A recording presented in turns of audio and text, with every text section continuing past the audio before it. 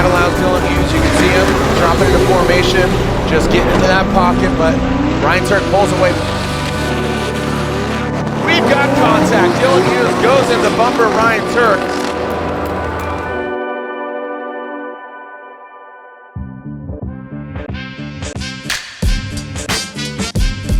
Hanging out, O'Reilly Auto Parts. We got the car with the new wrap. We've been doing the fresh wrap for Irwindale, trying to mix it up a little bit, and we figured no better place to come and show this thing off at our local O'Reilly Auto Parts right down the street from the track. So we got some people out here, we got a live DJ out here.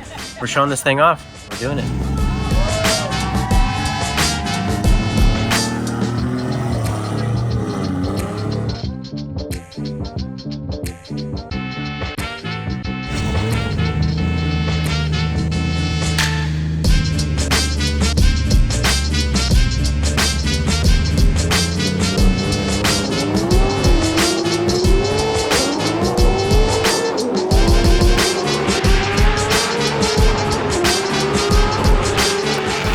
Of the 2023 season. This weekend is Irwindale, and I cannot believe it's here. To be honest with you, it's been a crazy year overall, and it's hard to believe that this year is already over for the 2023 season. Just like last year, we rolled out a special livery for this event. We gave it like a little bit of our own twist. As usual, it's got some awesome sparkles in it. We got some kind of like hidden gems in there, but overall, I think it looks unbelievable. The white roof with the white C-pillar with the white wheels. It totally looks like an RC car, and I freaking love it. The sparkle on top really just puts it over the top for me. I think then it looks unbelievable. But either way, man, I just can't believe it's over already. It feels like we kind of just got going and just kind of finding our groove. We got a podium in Seattle. Unfortunately, it's been our only podium this year, but still stoked to pull that second place, run the finals against Denofa in Seattle. So it's not over yet, but we're sitting 9th overall right now, and I really want to try and bump that up a couple. So we're looking for a solid event this weekend. We got one of the best looking pits in the paddock, one of the best looking cars in the paddock, and I'm feeling pretty good myself. So we got great support. We've had a great team this year. It's been super positive vibes with the Row Purple team, and Carlos being crew chief, Dad being spotter. We got Chuggins and Rawls working on the car, and I'm just so thankful. It's been an absolutely insane year, and I'm just thankful that I get to do this stuff, and I just love it.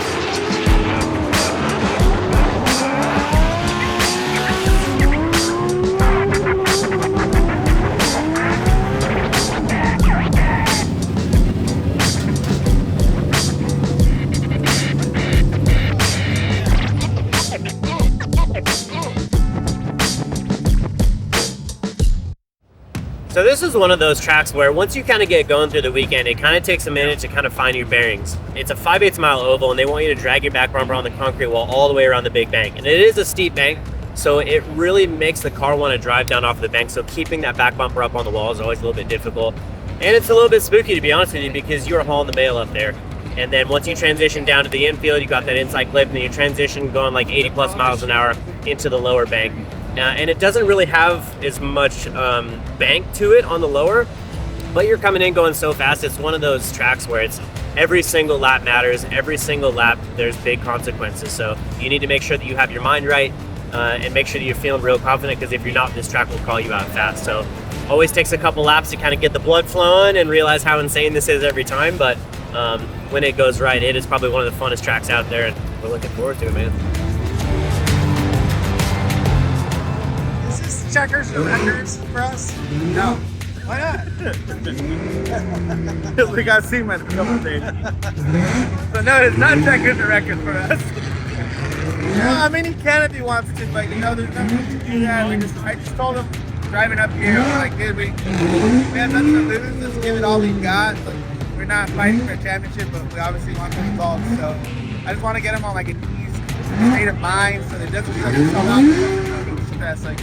We're coming into some nice luxury of like not having the pressure on us of needing to finish high, and I think with that we can actually finish pretty high. The car's got a general pretty good setup, and I think we'll be okay this weekend. I think we have a good shot of getting it, but all in all, it's just like bring it home in one piece.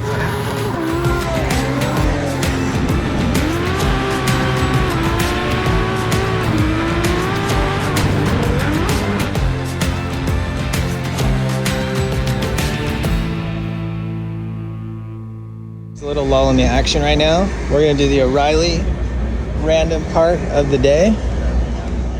Here Dude, this isn't even a part, man. It's a part. Is it a car part? Yeah, From I a got car? it at O'Reilly This Auto is from a Parts. car. Yeah, it goes on a car. What do you got, Ross? Is that like some sort of windshield sprayer? That's a good guess. Damn, I hadn't even thought of that. I don't know about that one though. That'd be some gnarly spray coming out of that. Those big holes. Injector cap? Pencil cap. Injector pencil cap. That's what I'm gonna say. Sadly, you guys are wrong. So here we go. What this is a seal for the pressure and return line that goes in the power steering system behind the power steering pump.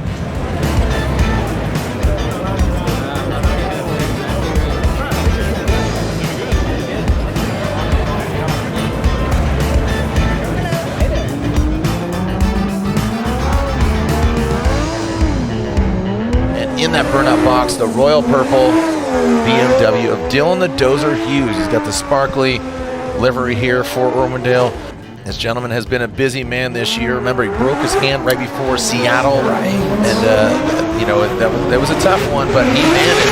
Here we go, royal purple BMW into that first outside zone. The white Ford Star standing out, showing you again if he does have that, again, truth serum as into that second outside zone, locks him up. There's that tapping of that brake that you talked about that Kazuya executed, and big massive angle. You can see really maxing it out into that wall, almost gets into it and bounces his way past. He came out hot of that out of the outside zone, man. Yeah, Dylan went for the proximity game here. I mean, he kind of, you know, maybe looking at how judges are scoring everything previously, and just went, you know what, I'm going to get as close to everything as I possibly can. 85.66, Dylan jumps up to number 3rd spot. Number 3, attaboy.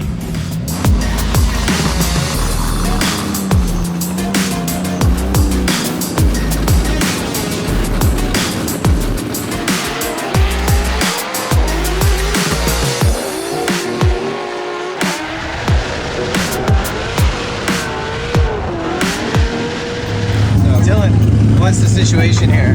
Situation's critical, my guy. No, it's not. So we just finished our practice session. It's our warm-up Saturday, today's comp day. We got Alec Robbins first in the top 32, so devising a strategy. Car feels good. I feel like I'm driving pretty good. The grip levels are feeling a little bit inconsistent from the top line on the bank versus if you're in the chase.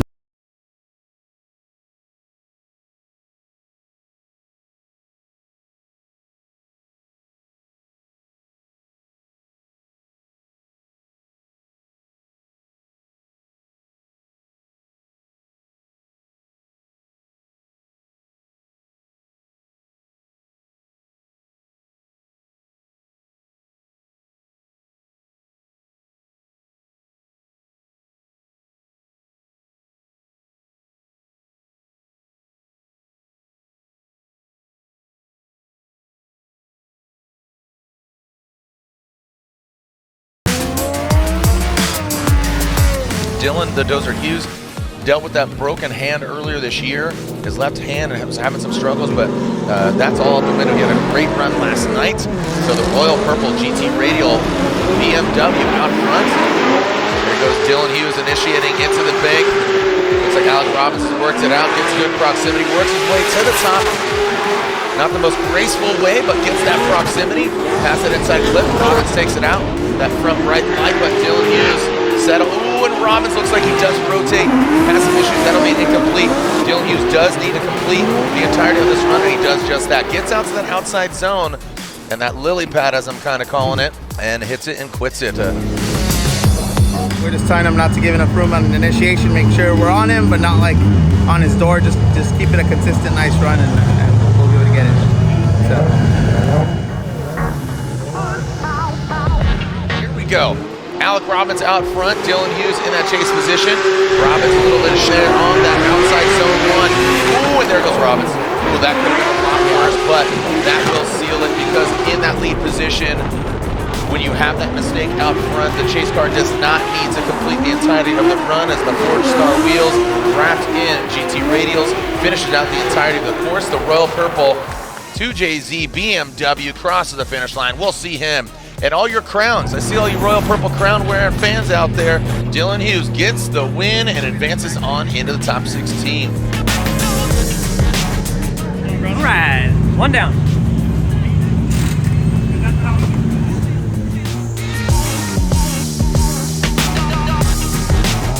We brought on Bucked Up Energy Drink onto our race program for the last round of the 2023 season. And they got some energy drinks lined up here. We just got 4 of the many flavors that they make right here. So we're gonna go down the line, try these babies out, and I'll let you know what I think about it.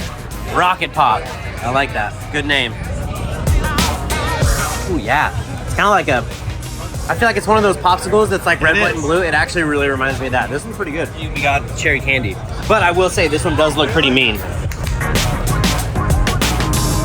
Definitely has some cherry feeling to it, believe it or not. Moving down the line. Similar white can. Got the gin and juice. Yeah. There we go. Clear also. What are those popsicles? The orange popsicles.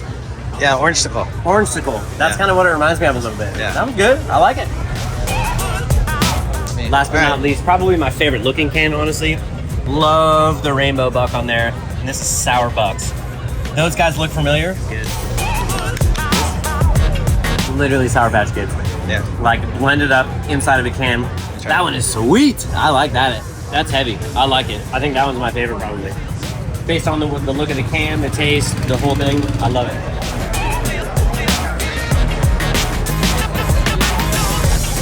Round 8 of the Formula Drift Pro Championship, Irwindale Speedway, the House of Drift. And here's our opening ceremony. Next up, the 129 coming to us from the PNW, the Royal Purple GT Radial 2J powered BMW. It is Dylan the Dozer Hughes. There are your top 16 drivers ready to do battle.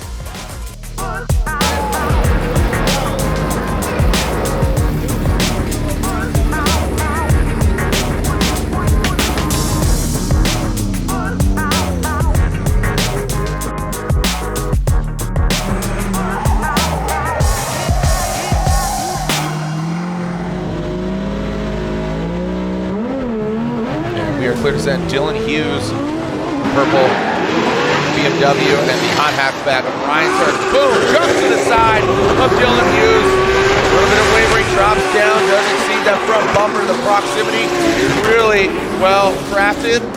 Now passing into the second outside zone. Dylan Hughes, yeah, that could have gotten really ugly there. But that actually allowed Ryan Turk to get that proximity and flirt with the side of that BMW. Wow. He's got grip on the go. Yeah, that just boosted right to the side. Dylan Hughes is running some ODX prototype drift lights. They're 2-color, white for lead and yellow for chase. And the yellow vision is actually going to help him cut through the smoke. Here we go. And here we go. That is Ryan Turk out front. Dylan Hughes in the chase position. Ryan Turk working his way up the bank. And that allows Dylan Hughes, you can see him dropping into formation, just getting into that pocket, but Ryan Turk pulls away. Massive angle there from Ryan Turk right in front of the Rockstar Energy VIP suite. We've got contact. Dylan Hughes goes in the bumper of Ryan Turk. Let's take a look at where Ryan Turk's line was. Again, going to that second outside zone, he filled all of it, but was his line off or was Dylan being too aggressive?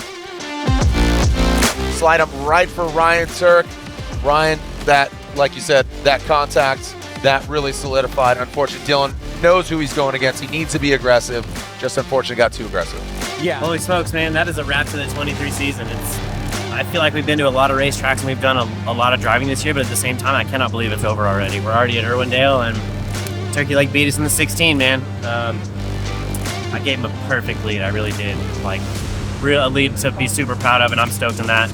And he had his car too tight. I just went and chat with him. He had his car too tight. He was running for his life for sure because he knew I was going to be on him, but he made a couple mistakes for sure, and I thought the judge was going to call him on a little bit harder, but